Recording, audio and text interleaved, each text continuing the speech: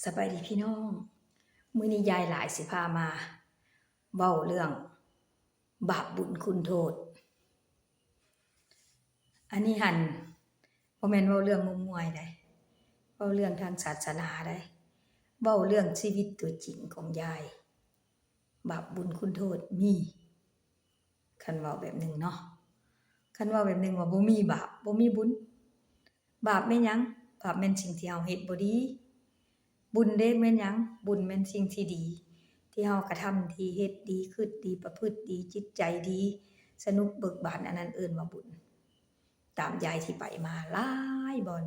ครูบาอาจารย์เพิ่นเว้าให้ฟังแล้วบัดนี้แต่ละคนหั้นเฮ็ดแนวใด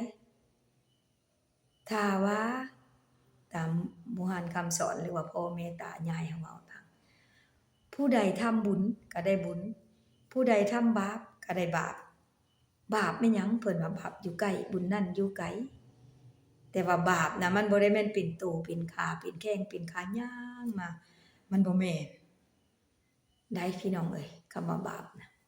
บุญเด้ซั่นบุญก็บ่ได้เป็นก้อนเงินก้อนคำเป็นวัตถุสิ่งของมาบ่แม่นคือขาน้อยว่าแน่เนาะบาปบุญบาปนั่นแม่นสิ่งที่บ่ดีตอบสนองให้เฮาเฮาเฮ็ดแนวใดเฮาก็จะได้รับกรรมแนวนั้นถ้าเฮาทำกรรมดีเฮาก็ได้รับกรรมดี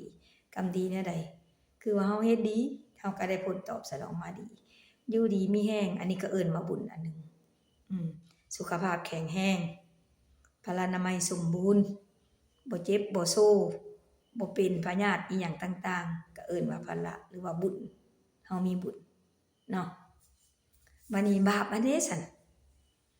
บาปน่ะบ่ได้แม่นดอกคือผู้นั้นเด็กน้อยเว้ามาน่ะบาปสิหาบเข้าประแซงยามมื้อแลงไฟตกมันบ่แม่นแนวนั้นพี่น้องเอ้ย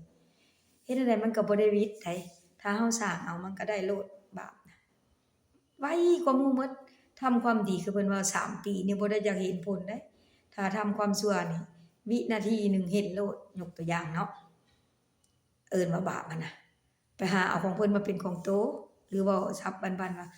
ลักกี่ลักอยากทำบาปนี่บ่ได้ยากย่างออกไปวิดบ้านนี่เห็นเป็ดบ่เห็นไก่เพิ่นบ่หรือว่าเห็นวัตถุสิ่งของเพิ่น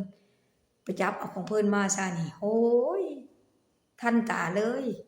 บางเทื่อบ่ฮอดเฮือนซับก็เอาเจ้าหน้าที่หรือว่านั้นจับ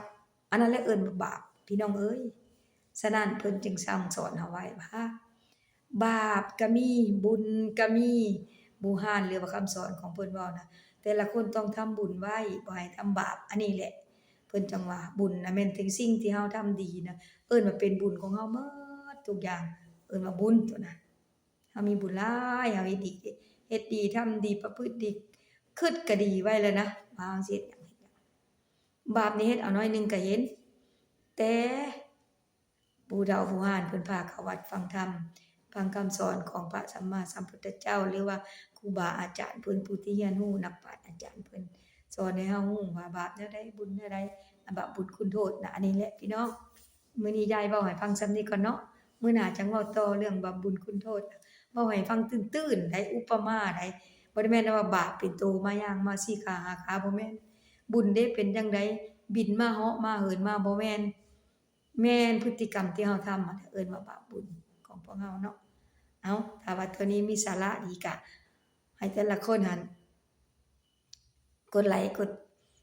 คอมเมนต์ให้แน่เด้อมีคำคิดคอมเมนต์ได้เด้อว่าถูกบ่ยายเว้าหรือบ่ถูกคันบ่ถูกก็ขอโทษเด้อ